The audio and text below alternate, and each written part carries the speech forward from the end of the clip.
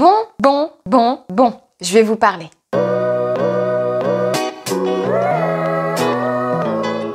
On en vient enfin à ma deuxième perte de poids et ça a été très différent de la première. Je vous fais rapidement le sommaire de cette vidéo, comme ça au moins vous saurez où cliquer si jamais le début vous intéresse pas, on le fait tous de toute manière. Déjà, pourquoi est-ce que j'ai repris autant de poids alors que j'avais perdu beaucoup de poids? Les raisons ne sont pas exactement les mêmes. Ensuite, le régime que j'ai suivi, d'ailleurs quand je parle de régime ou d'alimentation à proprement parler, c'est le seul que je recommande par mon expérience. Disons que comme d'habitude, je le répète, je suis pas pour les régimes mais plus pour un mode d'alimentation et là on est vraiment sur plutôt un mode d'alimentation qui m'a vraiment aidé. Mais avant de passer au reste de la vidéo, si jamais t'es pas abonné à ma chaîne, je t'invite à le faire. Je parle de régime, de perte de poids et tout ça, tu l'as bien compris et surtout évidemment mon expérience. Et sinon tu peux aussi me rejoindre sur Instagram. Je poste pas énormément de photos mais dans mes stories je vous donne un petit peu une preview de ce que je vais pouvoir vous sortir la semaine prochaine ou dans les 15 jours qui suivent. Tout d'abord, pourquoi est-ce que j'ai repris autant de poids? Il y a 3 choses qui se sont mélangées en très peu de temps. La première, c'est une relation toxique qui est terminée depuis bien longtemps et donc du coup, je vais pas forcément m'étaler sur le sujet. Mais en attendant, quand je vous disais que je mangeais mes émotions, cette relation m'a fait manger mes émotions, normal. Ensuite, j'ai mélangé 2 choses et je ne sais pas exactement lequel des deux m'a fait prendre plus de poids. En attendant, c'est 2 facteurs qui font prendre du poids de toute manière. Donc le premier, ça a été le fait que je me suis fait mettre un implant contraceptif. Je pense encore aujourd'hui que mon corps a mal réagi parce que j'ai déjà commencé à prendre un petit peu de poids après cet implant. Et la deuxième chose, et attention, si jamais il y a un médecin qui passe par là, je n'encourage aucune personne à faire ce que j'ai fait, même si encore aujourd'hui je le fais toujours. Je me couvre, hein. Je me couvre parce que j'ai pas forcément envie d'être attaquée en justice pour avoir conseillé des choses mauvaises ou qui pourraient être mauvaises pour d'autres personnes. J'ai complètement arrêté mon traitement d'hypothyroïdie. Oui, c'est un sujet ultra sensible, surtout pour les médecins du coup et pour les personnes qui sont en hypothyroïdie, mais c'est un fait, j'ai complètement arrêté de prendre mon traitement. Pourquoi? C'est très simple, je commence à en avoir vraiment marre de ce traitement. Ce traitement me pesait de toute manière, j'étais pas une personne très assidue à l'époque. D'une façon générale, voilà, je finissais pas les choses que j'entreprenais et le traitement le lévothyrox, pour ceux qui connaissent, ça me saoulait. En plus de ça, il pouvait arriver que dans le mois, par exemple, une fois ou deux, j'oublie de prendre, un peu comme la pilule, hein, c'est pas pour rien, je me suis fait mettre un implant contraceptif, c'était pour pas oublier. Et là, du coup, ça me saoulait de prendre le lévothyrox tous les soirs. C'était le même délire. Je devais me le rappeler tout le temps. Et pourtant, même si ça devait être une habitude depuis toutes ces années, finalement, ça l'était pas. Mais évidemment, j'avais très peur de reprendre du poids, donc je me décidais pas à l'arrêter, bien sûr. Sauf que j'ai un membre de ma famille qui était également en hypothyroïdie et qui avait également du lévothyrox à prendre tous les jours, qui avait arrêté complètement son traitement. Et quand je l'ai appris, ça faisait déjà un moment qu'il avait arrêté, ça devait faire à peu près 6 mois qu'il avait arrêté son traitement, et je lui ai demandé comment il se sentait. Alors bien évidemment, son hypothyroïdie est montée en flèche, mais ce qui m'a étonnée, c'est qu'il m'a dit que c'était redescendu. Mais de façon plutôt stable. Je suis restée un peu dubitative parce que cette personne n'avait pas eu les mêmes symptômes que moi avec son hypothyroïdie, c'est-à-dire qu'il prenait pas si facilement que ça du poids finalement, mais ça m'avait quand même titillé qu'ils me disent que c'était redescendu, c'est-à-dire qu'il avait passé 6 mois avec une hypothyroïdie merdique, ok, mais que c'était redescendu. Bon, évidemment, j'ai pas réfléchi longtemps, j'étais jeune, et parfois quand on est jeune, on fait beaucoup de conneries. Parfois, on fait beaucoup de conneries quand on est jeune, mais ça a été le coup de tête, le seul et unique coup de tête d'ailleurs, qui m'a été bénéfique. C'est-à-dire qu'effectivement, j'ai pris du poids. Donc, j'ai repris à peu près 20 kilos en un an et demi. Autant de temps, en fait, en gros, en autant de temps que j'avais perdu mon poids la première fois. Et ensuite, après la fin de cette relation toxique et le fait que je me sois fait enlever mon implant contraceptif, j'ai fait des analyses sanguines et mon hypothyroïdie était revenue à peu près à la normale. Je pense que je dois être la seule personne pour les hypothyroïdies, en tout cas, je pense que je suis la seule personne à vous dire ça, qui ait fait ça et qui n'ait pas d'énormes séquelles derrière. Bien sûr, évidemment, le temps que cette hypothyroïdie redescende, enfin du coup que la thyroïde revienne à peu près à la normale, Je suis passée par toutes les mauvaises phases, hein, et j'ai fait plusieurs autres prises de sang après. De toute façon, quand tu es hypothyroïdique, la prise de sang, c'est ton pote. Hein. Tu le fais encore et encore, même si tu détestes les aiguilles, c'est quelque chose qui est assez courant finalement. Et oui, donc du coup, j'ai fait plusieurs prises de sang qui m'ont confirmé que ma thyroïde était en train de redevenir à la normale. J'en suis même arrivée à un point où elle était carrément dans la moyenne.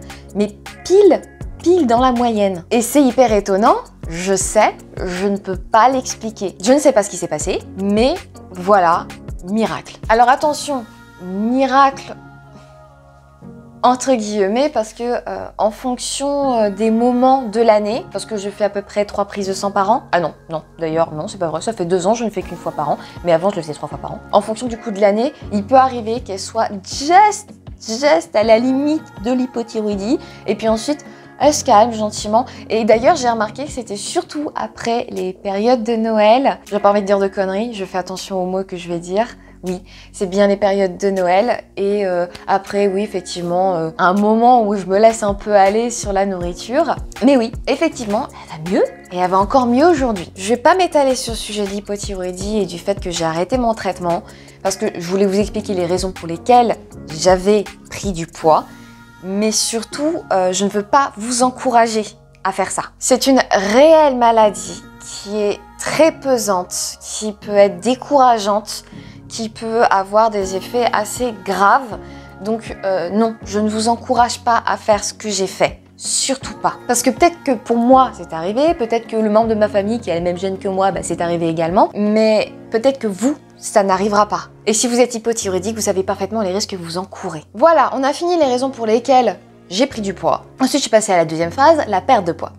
J'ai entamé cette perte de poids après avoir vu le regard de ma mère quand elle m'a revue après 1 an et demi. Voilà, elle m'a regardée avec des yeux ronds. Donc là, j'ai vu que ça allait pas et ça fait un moment que je m'étais pas pesée et je suis montée sur la balance. Un choc parce que j'étais clairement en train de reprendre tout le poids que j'avais perdu. Et vu toutes les conneries que j'avais faites pendant mon adolescence, c'est-à-dire entre mes 15 ans et mes 20 ans et demi, 21 ans, c'est chaud, j'ai du mal avec les périodes. Mais ouais, à peu près pendant 5 ans, j'avais fait beaucoup de conneries pour essayer de rester mince, sauf bon évidemment la dernière année. Psychologiquement ça m'a fait un pouf. Non, j'ai plus envie de me faire insulter. Non.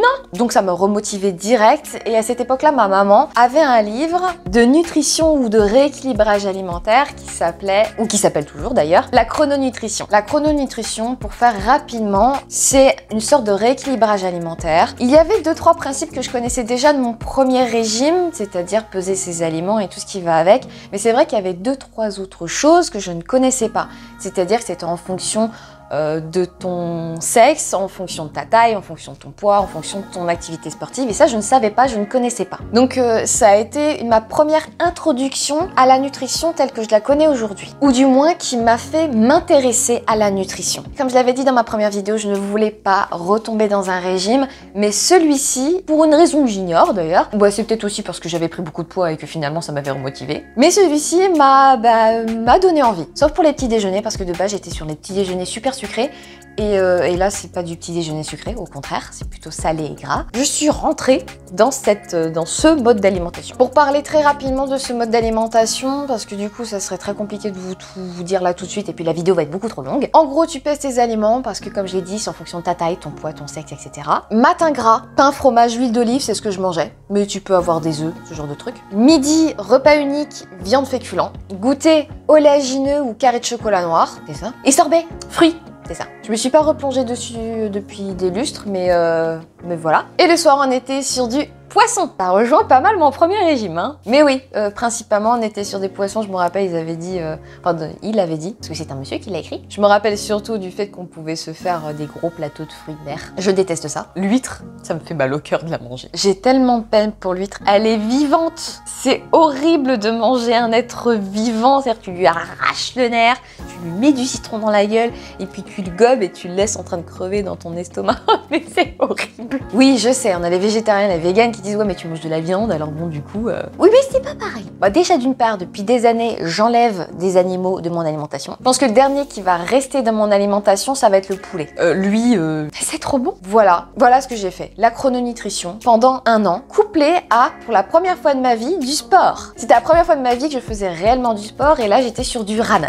Donc du coup j'ai fait du rameur. Ceci dit, j'ai trouvé ça très rigolo. Bah, j'avais pas l'impression de faire vraiment du sport. J'avais l'impression d'être Pocahontas. Ah, au moins sexy, mais Pocahontas quand même. Ça m'arrivait de chanter au détour de la rivière, je m'en foutais, hein, c'est pas grave. Et je faisais du rameur à peu près genre 20 minutes par jour. Mais ça passait super vite. Honnêtement, ça passait super vite et ça faisait bien transpirer. Donc voilà, mélanger chrononutrition, rameur. Je fais pas sa pub, hein, je vous dis vraiment pourquoi et comment j'ai perdu du poids. Parce que là, clairement, vous avez tous les aspects. J'ai fait ce régime et j'ai fait tel type de sport. C'est juste un fait. Donc du coup, les avantages, c'est le fait que effectivement, je n'avais pas faim. Ensuite, ça m'a également ouvert à un autre mode d'alimentation du matin. Je me suis habituée et j'ai commencé même à adorer mes petits déjeuners au fromage. Il y a des personnes qui ça peut dégoûter, je peux le comprendre, hein, j'entends bien.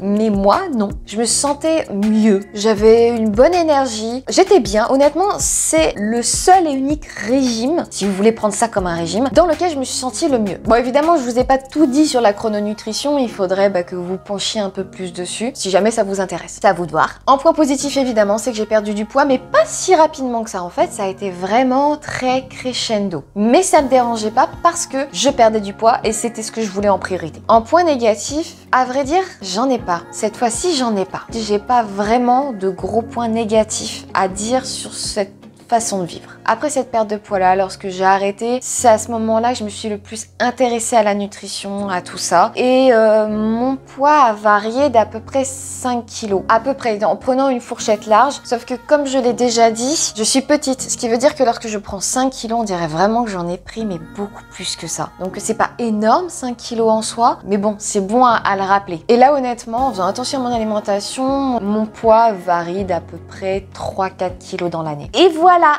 c'est tout. Mon but aujourd'hui, c'était de vous expliquer surtout pourquoi j'ai repris autant de poids et comment j'ai réussi à reperdre ce poids-là. En ne refaisant pas le régime que j'avais fait la première fois parce qu'il m'avait quand même un peu traumatisé. Il avait été extrêmement strict. Et j'ai finalement trouvé une bonne alternative. J'espère en tout cas que cette vidéo t'a plu. J'espère que j'ai dit tout ce que j'avais à dire surtout. Comme d'habitude, n'oublie pas le petit pouce bleu qui encourage vraiment la chaîne. De cliquer sur le petit bouton s'abonner si jamais tu as envie d'en savoir plus sur la perte de poids ou les régimes. Et sur mon expérience bien évidemment. Et encore mieux, si tu veux encourager la chaîne, n'hésite pas à partager mes vidéos. Et si jamais tu es en perte de poids, je te souhaite plein de courage. À la prochaine!